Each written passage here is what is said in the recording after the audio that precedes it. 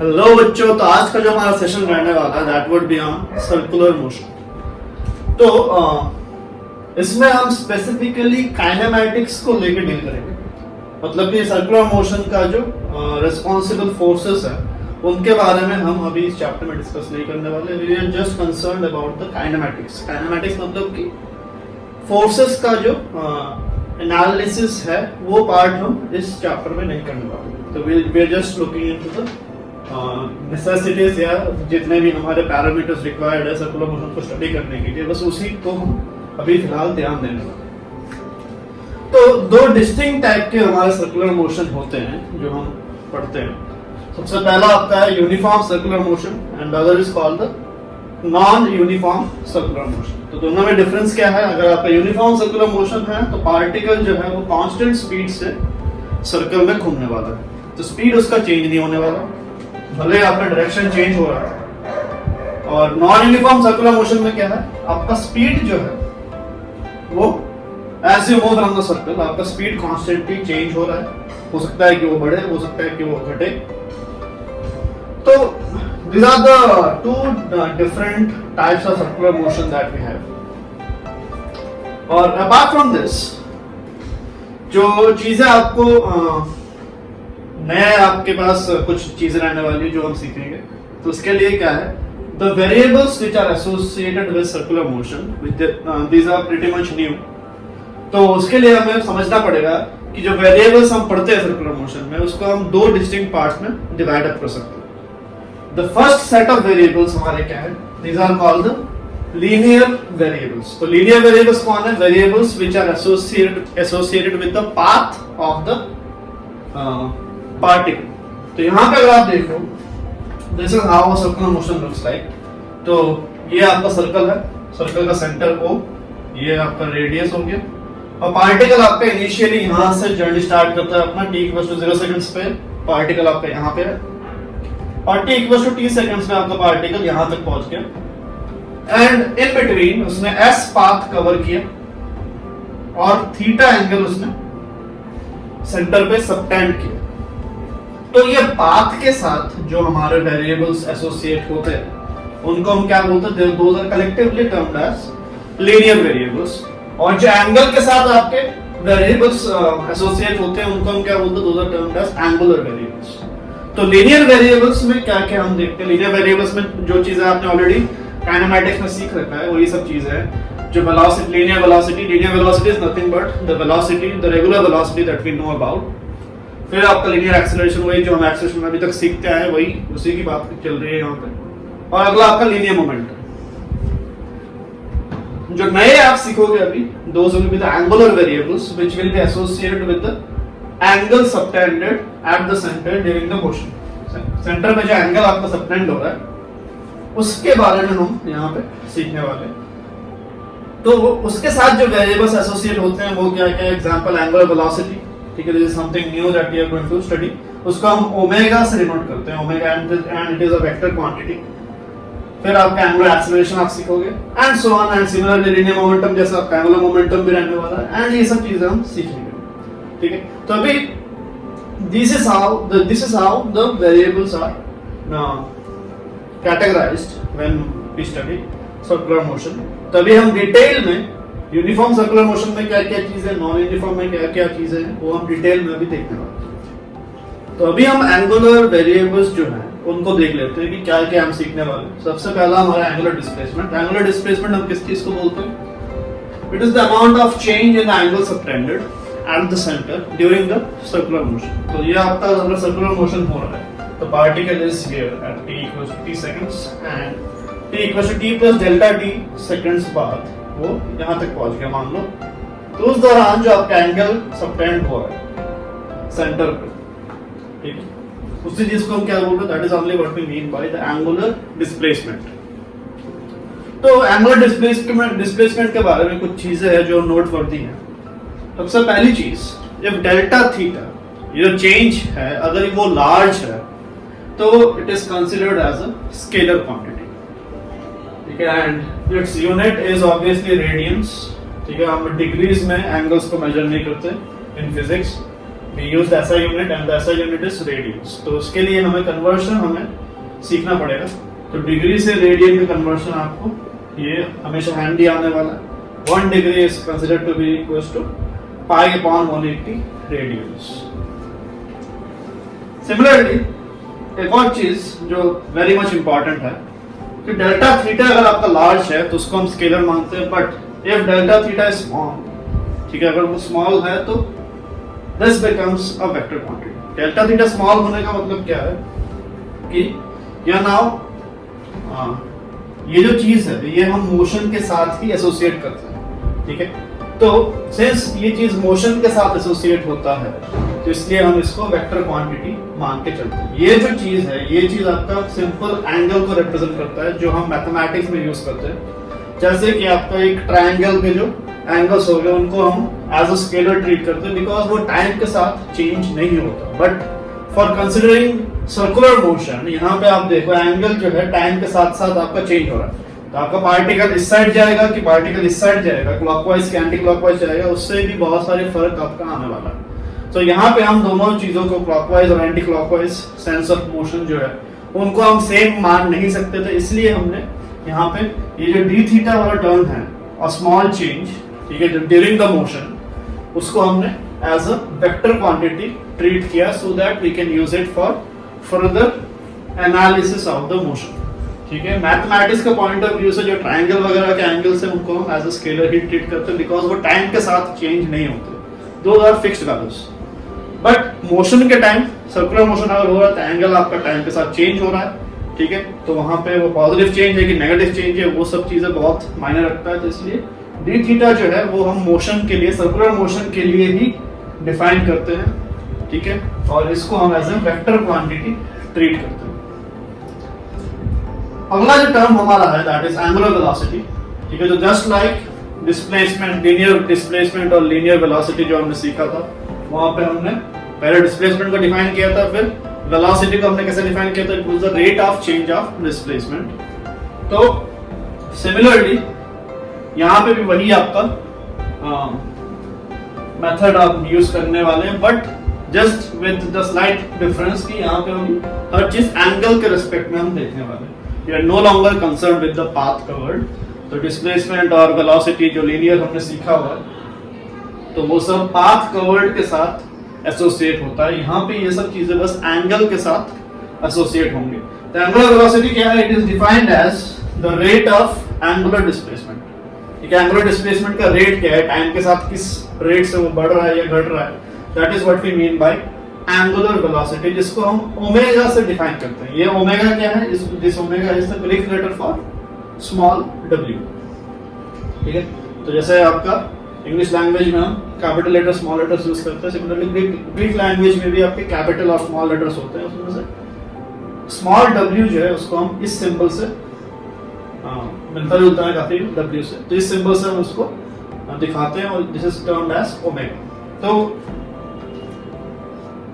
Omega क्या written है, since वो रेट ऑफ एंगुलर डिस्प्लेसमेंट है तो उसको हम d थीटा बाय dt इस फॉर्म में लिख सकते हैं। And this is again what, this is the instantaneous value of the angular velocity. तो ये सब इंस्टेंटेनियस और एवरेज का कांसेप्ट जो है वो हम काइनेमैटिक्स से ही सीखते आ रहे हैं। ठीक है, तो वही चीज हम यहाँ पे भी कर रहे हैं। सिंस ये डेरिवेटिव के फॉर्म में है तो इसको हम क्या बोलेंगे, this is the instantaneous angular velocity. Similarly अगर आप एवरेज की बात करो, एवरेज एंगुलर वेलोसिटी क्या हो जाएगा, वो आपका चेंज वाला फॉर्म होने वाला है, delta theta upon delta T. तो डेल्टा थीटा का क्या होगा, delta theta is theta final minus theta initial, और डेल्टा टी आपका T final minus t initial होगा। और इसका जो ऐसा यूनिट है, ऐसा यूनिट इज रेडियंस पर सेकंड। ठीक है, angle covered per unit time. तो बेसिकली एंगुलर वेलोसिटी आपको क्या बताता है, एंगुलर वेलोसिटी आपको ये बता रहा है कि एक सेकंड में कितना एंगल आपका पार्टिकल कवर कर रहा है। अगर एक सेकंड में आपका पार्टिकल ज्यादा एंगल कवर करता है तो उसकी एंगुलर वेलोसिटी क्या होगी, उसका एंगुलर वेलोसिटी ऑटोमेटिकली ज्यादा होने वाला है। और अगर एक सेकंड में कम एंगल कवर कर रहा है तो उसका एंगुलर वेलोसिटी आपको क्या होने वाला है, कम होने वाला है। सिमिलरली अगर आप लीनियर जो वेरिएबल्स उनकी अगर हम बात करें, लीनियर वेलोसिटी में क्या है, एक सेकंड में पार्टिकल कितना पाथ लेंथ कवर कर रहा है, that is what we mean by speed. ठीक है, और डिस्प्लेसमेंट की अगर बात करो तो that will be what we mean by linear velocity. तो एक सेकंड में कितना डिस्प्लेसमेंट कवर कर रहा है, that is what we called the linear velocity. और एक सेकंड में कितना एंगल कवर कर रहा है, ठीक है, सर्कुलर मोशन के time, that is what we mean by angular velocity. So there should be a proper एक आइडिया आपके दिमाग में बनना चाहिए एंगुलर वेरिएबल्स और लीनियर वेरिएबल्स को लेकर. तो अगला जो हमारा टर्म रहने वाला that would be angular acceleration. तो एंगुलर एक्सेलरेशन क्या होगा? जैसे हमारा एक्सेलरेशन, लीनियर एक्सेलरेशन जो है that is rate of change of velocity. तो सिमिलरली एंगुलर एक्सेलरेशन भी वही उसी टर्म्स में आपका रहने वाला है. तो angular acceleration is defined as the rate of change of angular velocity. ठीक है, तो एंगुलर वेलोसिटी आपका किस हिसाब से चेंज हो रहा है, that is what we mean by angular acceleration. तो वही रेट ऑफ चेंज अगर है तो वही एंगुलर वेलोसिटी का रेट ऑफ चेंज है, तो डेरिवेटिव का फॉर्म में d omega by d t आप लिख दोगे. तो ये आपका बेसिक फॉर्म है और इसको आप एक और फॉर्म में भी कन्वर्ट कर सकते हो. तो दूसरा फॉर्म हमारा क्या होने वाला है, इसको अगर हम डी थीटा से ऊपर नीचे मल्टीप्लाई करते हैं, ठीक है, तो ये जो टर्म आपका है this term is what, this term is again omega. तो omega d omega by d theta, this is the other form. तो ये हम कब यूज करेंगे, this is to be used when omega is given as a function of time and this is to be used when omega is given as a function of theta. ठीक है, तो same जो हमने kinematics में सीखा था straight line के motion के टाइम कि एक्सेलरेशन के दो फॉर्म्स थे, एक dv by dt था और दूसरा आपका v dv by dx था. तो वैसे ही आपका यहाँ भी वही फॉर्म है. और ये आपका कौन सा है, this is the instantaneous angular velocity क्योंकि डेरिवेटिव के फॉर्म में है. और सिमिलरली आप एवरेज एंगुलर एक्सेलरेशन जो है उसके बारे में भी बात कर सकते हो. तो वो क्या होगा, delta omega upon delta t, change वाला फॉर्म है. तो इसको हम कर सकते हैं omega final minus omega initial और divided by t final minus t initial.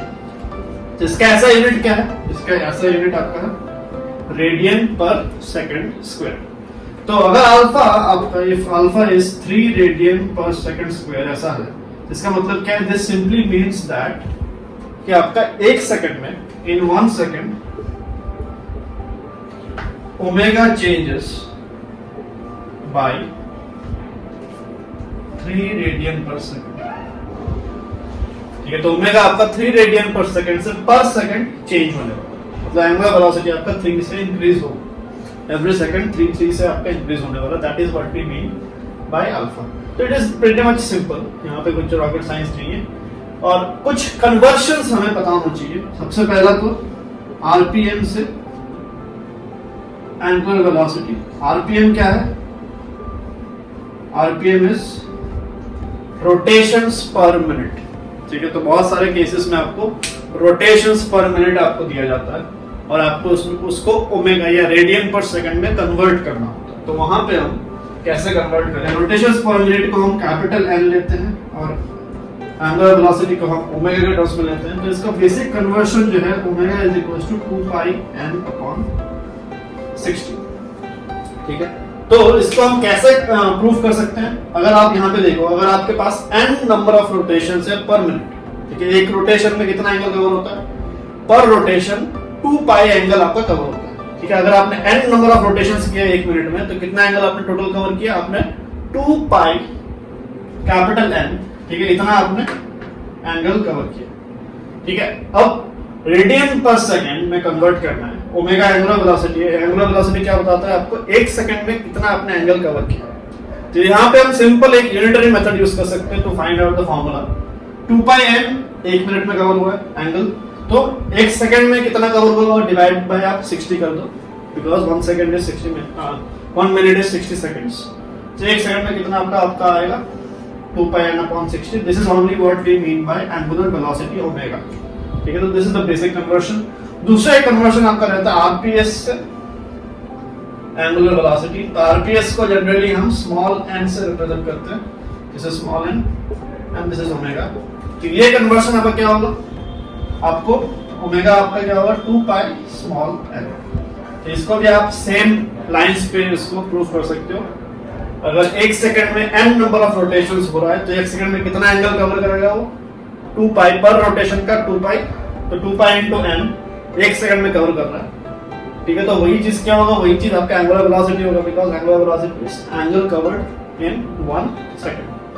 तो this is all about the angular variables, ठीक है। एंगुलर वेरिएबल्स में ये सब चीजें हम नया जो है आप सीखने वाले हो। और apart from this linear acceleration जो आपने ऑलरेडी पहले सीखा हुआ है, ठीक है। लीनियर एक्सेलरेशन का भी एक नया नजरिया आप देखने वाले हो जो हम अभी डिस्कस करेंगे। तो जैसे कि हमने बोला है कि लीनियर एक्सेलरेशन के भी हम एक अलग नजरिया देखने वाले हैं। तो लीनियर एक्सेलरेशन को अभी हम दो पार्ट्स में सीखेंगे। तो दो पार्ट्स हमारे क्या क्या होने वाले, एक हमारा सेंट्रीपिटल या नॉर्मल एक्सेलरेशन जो है, और दूसरा क्या होने वाला है, दूसरा आपका टेंजेंशियल एक्सेलरेशन है। तो सेंट्रीपिटल ये जो वर्ड है, ठीक है, ये सेंट्रीपिटल वर्ड का मतलब क्या होता है, something which is centre seeking, ठीक है। सेंट्री का मतलब सेंटर होता है, पीटल का मतलब होता है सीकिंग। तो सेंटर सीकिंग अगर कुछ है तो उसको हम सेंट्रीपिटल बोलते हैं।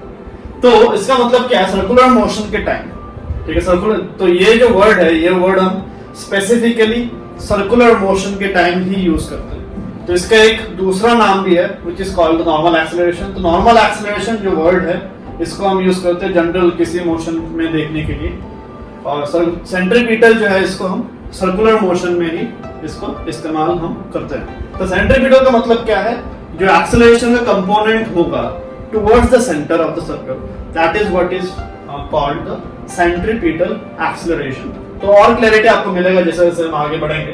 दूसरा क्या है हमारा, दूसरा हमारा टेंजेंशियल एक्सेलरेशन। टेंजेंशियल एक्सेलरेशन का मतलब क्या होता है, जो वेलोसिटी वेक्टर के अलोंग होता है उसको हम टेंजेंशियल एक्सेलरेशन बोलते हैं। तो ये जो नेमिंग किया गया है इस एक्सेलरेशन का, नॉर्मल और टेंजेंशियल, तो ये किसके रेस्पेक्ट में नेमिंग किया गया है, the naming has been done with respect to the velocity vector, ठीक है।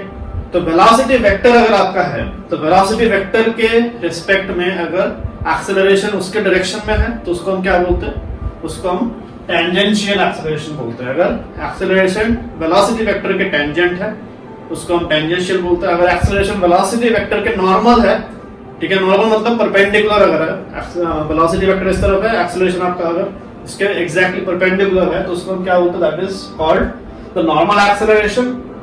और उसको सेंट्रीपिटल हम तब बोलते हैं अगर सर्कुलर मोशन हो रहा है, तो उसको सेंट्रीपिटल नाम भी हम यूज करते हैं। तो this is on basis of velocity, on basis of direction with respect to v vector, ठीक है। तो v वेक्टर के रिस्पेक्ट में हम इसकी नेमिंग करते हैं। तो यहाँ पे एक हम सिंपल सा केस ले रहे हैं, ये हमारा वेलोसिटी वेक्टर है और ये हमारा एक्सेलरेशन वेक्टर है, और इनके बीच हम एज्यूम करके चल रहे हैं कि there is some angle theta. इससे पहले हमने क्या केसेस किया था, इससे पहले हमने स्ट्रेट लाइन मोशन किया था। तो स्ट्रेट लाइन मोशन में हर जगह एक्सेलरेशन और वेलोसिटी एक ही डायरेक्शन में हो सकता है, because there is no other possibility, आपका मोशन ही स्ट्रेट लाइन में वन डायमेंशन है तो किसी और डायरेक्शन में वो हो नहीं सकता। बट रियल लाइफ में जब आप प्लेन या 3D में आप स्टडी करते हो तो there can be a lot of other possibilities as well. तो एक्सेलरेशन वेक्टर जरूरी नहीं कि हमेशा वेलोसिटी वेक्टर के अलोंग ही हो, तो एक्सेलरेशन वेक्टर आपका वेलोसिटी वेक्टर के साथ कुछ एंगल भी बना के रह सकता है। तो this is a general study कि एक्सेलरेशन वेक्टर आपका कुछ ना कुछ थीटा एंगल बना के चल रहा है विद द वेलोसिटी वेक्टर। तो इसको अभी हम क्या कर सकते हैं, दिस एक्सेलरेशन को हम वेलोसिटी के अलोंग और वेलोसिटी के परपेंडिकुलर दो कंपोनेंट्स हम ले सकते हैं। यहाँ पे इस डायग्राम में अगर आप देखो, इस डायग्राम में क्या आ रहा है, इस एक्सेलरेशन जो वेक्टर है, ए नेट वेक्टर, ये आपका नेट एक्सेलरेशन है जिसको हम लीनियर एक्सेलरेशन बोलते हैं, इसी को हम क्या बोलते हैं, this is only called as the linear acceleration, ठीक है। तो ए नेट के दो कंपोनेंट्स, एक जो वेलोसिटी के अलोंग है वो कौन सा होगा, ए cos थीटा कंपोनेंट होने वाला है, और ए नेट का एक दूसरा कंपोनेंट है जो वेलोसिटी के परपेंडिकुलर डायरेक्शन में है, ठीक है। ये वेलोसिटी के साथ आपका 90 डिग्री बना रहा है, इसको हम क्या बोलते हैं, this is a sin theta by magnitude, and इसको हम क्या बोलेंगे, this is called the centripetal या नॉर्मल, और ये क्या होगा, ये आपका टेंजेंशियल वाला कहलाएगा। तो यहाँ पे कुछ रूल्स एंड रिस्पांसिबिलिटीज आपको समझना पड़ेगा कि ये जो ए नेट को हमने दो कंपोनेंट्स में डिवाइड किया तो उसका मकसद क्या है या फिर उसका मतलब क्या है। तो यहाँ पे जो रूल्स एंड रिस्पांसिबिलिटीज हमारे हैं, सेंट्रीपिटल एक्सेलरेशन जो है या एसी जिसको हम बोलते हैं, ए सबस्क्रिप्ट सी, तो it is the component of a net which is perpendicular to the velocity, ठीक है, अगर वेलोसिटी का परपेंडिकुलर है तो वो क्या रोल प्ले करने वाला है, तो it plays the crucial role of changing direction only. ठीक है, अगर एक्सेलरेशन वेक्टर मेरा ये वाला केस अगर मैं लूं, अगर मेरा एक्सेलरेशन वेक्टर v वेलोसिटी के परपेंडिकुलर एक्ट कर रहा है, तो ये एक्सेलरेशन वेक्टर कुछ भी नहीं कर सकता, इस v का जो मैग्नीट्यूड है उसको चेंज नहीं कर सकता, ये बस v का डायरेक्शन जो है उसी को चेंज करेगा। तो AC vector is responsible only for changing the direction, ठीक है, and it can not change the speed of the body. दूसरा क्या है, टेंजेंशियल एक्सेलरेशन। टेंजेंशियल एक्सेलरेशन कौन सा है, जो वेलोसिटी के अलोंग लगता है, तो इसका क्या रोल होता है, ये डायरेक्शन को इफेक्ट नहीं कर सकता। ठीक है, ये डायरेक्शन का इफेक्ट करता है, ये डायरेक्शन का इफेक्ट नहीं कर सकता, ये बस किसका इफेक्ट करेगा, ये बस आपका स्पीड को चेंज करने में काम आएगा। ठीक है, it can not change direction, it can only change the speed of the body. तो अब यहाँ पे चीजें आपको कन्वर्ज करनी है, तो आपको समझना है कि अगर सर्कुलर मोशन आपको करना है, सर्कुलर मोशन में हमारे रिक्वायरमेंट क्या है। तो सर्कुलर मोशन में अगर मैं यूनिफॉर्म सर्कुलर मोशन की बात करूं, तो यूनिफॉर्म सर्कुलर मोशन जैसे कि हमने डिफाइन किया है कि does not require any change of speed. Uniform circular motion में आपका जो स्पीड है that has to remain the same, but अगर आपको सर्कल में घूमना है तो आपका जो वेलोसिटी वेक्टर है उसका डायरेक्शन हर इंस्टेंट आपका चेंज होना चाहिए। अगर आपका डायरेक्शन चेंज नहीं होगा तो आपका सर्कल बनेगा नहीं। ठीक है, तो यहाँ पे सर्कुलर मोशन, अगर यूनिफॉर्म सर्कुलर मोशन है, स्पीड चेंज होने की जरूरत नहीं है, बट आपको डायरेक्शन हर इंस्टेंट चेंज करना पड़ेगा। तो इसका मतलब क्या है, जो भी आपका नेट एक्सेलरेशन होगा उसमें टेंजेंशियल कंपोनेंट जो है, टेंजेंशियल कंपोनेंट कौन सा है, जो स्पीड चेंज करता है, उसकी जरूरत मुझे नहीं है।